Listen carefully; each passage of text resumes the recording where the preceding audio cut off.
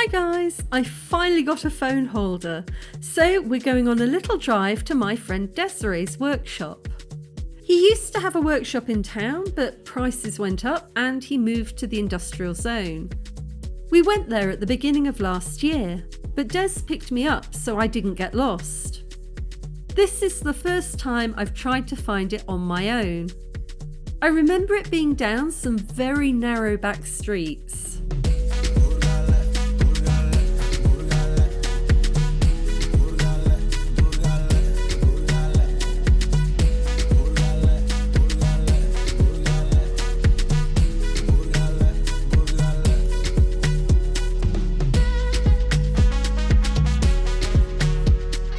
We're currently navigating Kinyarwanda, known for one of the largest markets in town.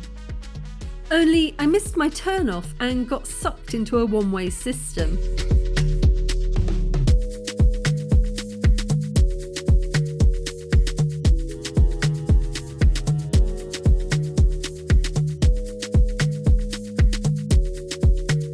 I need to pull up and figure out how to free myself.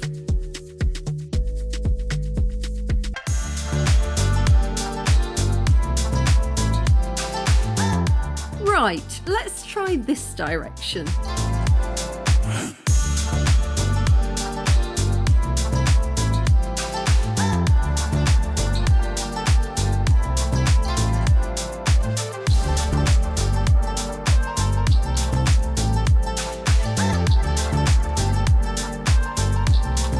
It's a bit chaotic around here, but I definitely think this is the right road.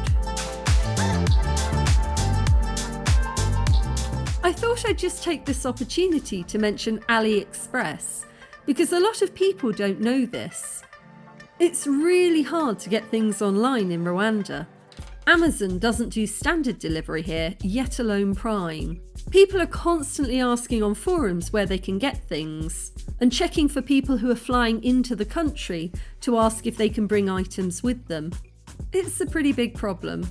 But thanks to Rudy, the guy who owns Pili Pili and the person I bought my motorbike off, I discovered that AliExpress, the Chinese version of Amazon, does deliver to Rwanda.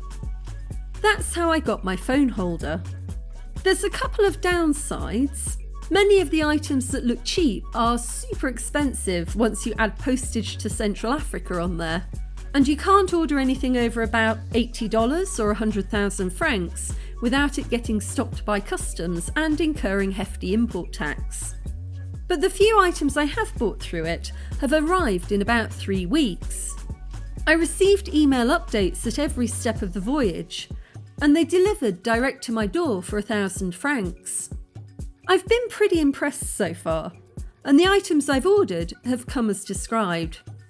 So, if you're struggling to get what you need in Rwanda, try browsing AliExpress.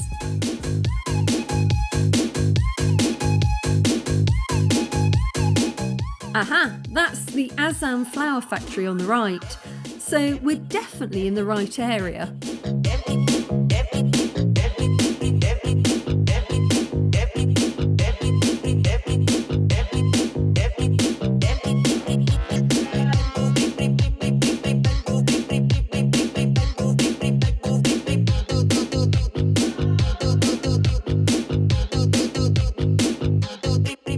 GPS is telling me it's down here.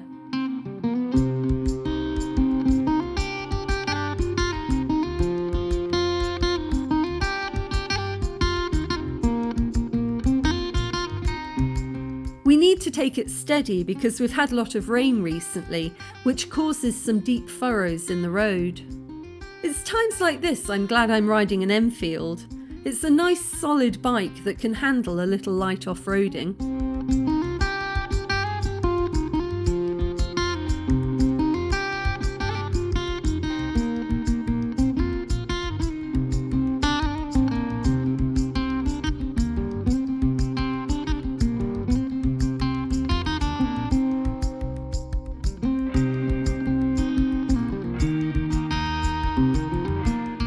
Nice big banana trees.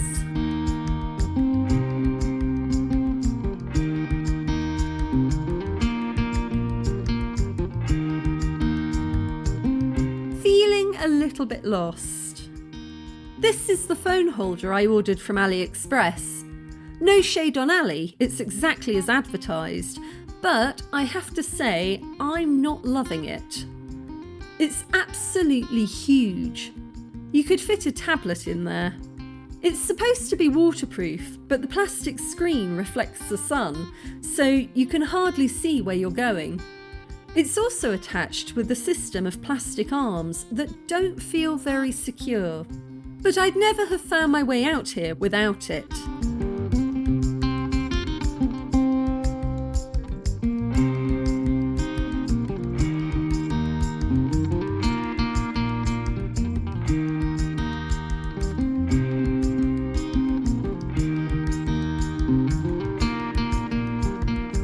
Time to hang a left.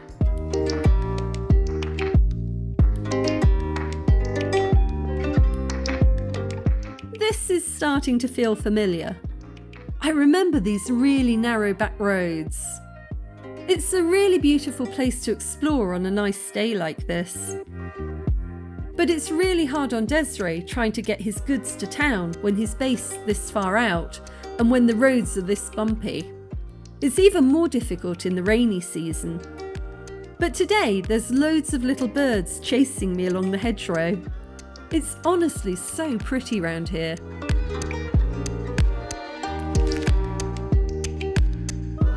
Well, this is where GPS brought me. I was just about to take my phone out the holder and call Des when I realised he was standing in the road waiting for me. What a legend!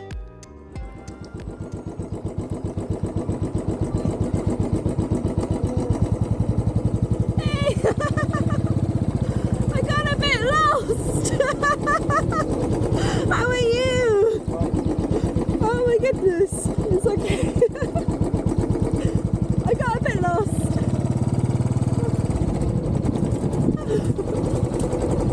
Oh wow! The oh wow is because last time we were here, his workshop was a few wooden posts and a plastic sheet.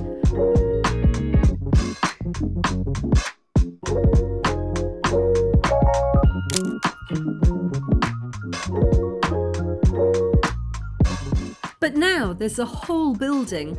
It looks fantastic. That was fun. Nice to meet you again. Yeah. So, this is Desiree's workshop. He's a carpenter, upholsterer and restorer who makes lovely furniture. He's not the cheapest, but it's quality work. Most of the furniture in my house was made by him, including my beds and my sound studio.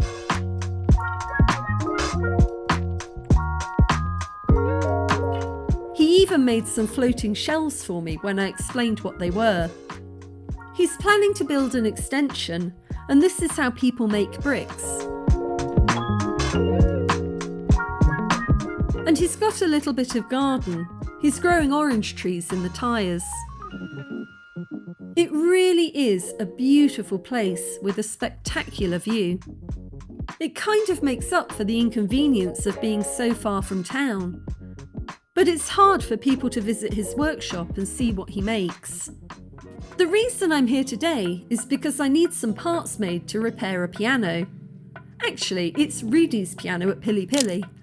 I'm not sure if my plan will work, but I've asked him to replicate some parts so that I can try an idea I have. Importing piano parts is really hard. Importing anything is really hard. So I try to come up with local solutions when I can.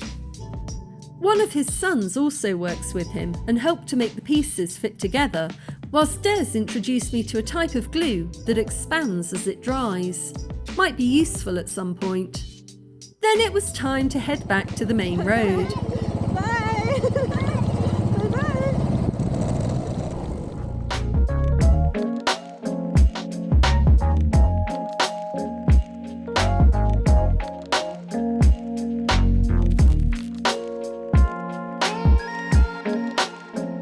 It was on the way home that the great phone holder incident occurred. It definitely wasn't very well made. The first indication I got of this was when the holder started slipping out of sight. I was worried the case would open and my phone would fall out, so I pulled over to remove it.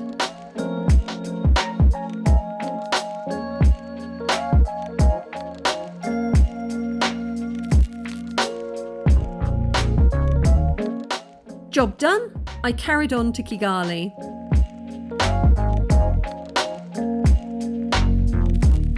All seemed to be going well, but I didn't notice one of the phone holder arms fly off. These two lovely lads caught up with me to tell me I dropped something. You left something in the bag. Oh no, I've dropped something. Yeah, you dropped something. Do you know what? I don't know. Okay, thank you. I'll go back. Oh, I know what it was. It's okay. Thank you. I was worried at first until I worked out what it was. Then it was more sort of, good riddance. It wasn't a terrible phone holder. It was just completely unsuitable for my bike, which is a single-cylinder thumper and rattles about a lot. I needed something more sturdy. So a few weeks later, I headed down to TVS in town, and they fitted me with an excellent phone holder for $15,000. It's not waterproof, but there's no chance of my phone falling off. And it's got a little sunshade to help me see on bright days. I also picked up a proper biker jacket with protective elbow guards. I also bought some Royal Enfield tyre valve caps and a rain cover from AliExpress that have been absolutely awesome. So I think it's just a case of reading the description really carefully before ordering. If you've enjoyed this video, please give it a like and subscribe. It really helps the channel to grow. And I'll see you in the next one.